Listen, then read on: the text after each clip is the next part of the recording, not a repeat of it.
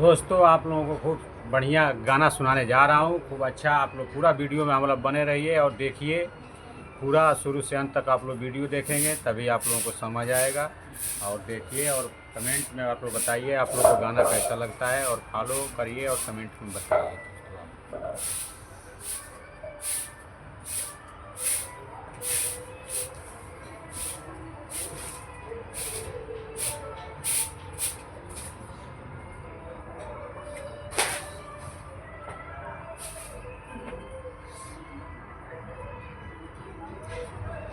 दोस्तों आप लोगों को मैं सुनाने जा रहा हूँ।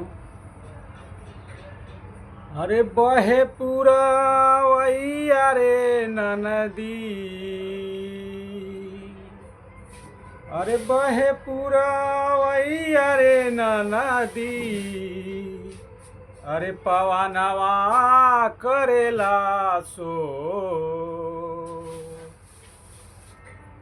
बहे पूरा वैया रे नदी, अरे पवनवा करेला सो, अरे स्वामी जी के तूरल देहिया, अरे स्वामी जी के तूरल देहिया, अदर दिया होला बड़ा जो,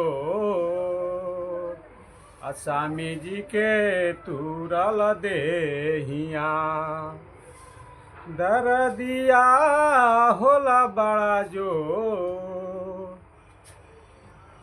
बहे पूरा वैया रे नदी, बहे पूरा वैया रे नदी, पवनवा करेला सो, स्वामी जी के तूरल देहिया, अरे दर दिया होला बड़ा जो, स्वामी जी के तूरल देहिया, दर दिया होला बड़ा जो।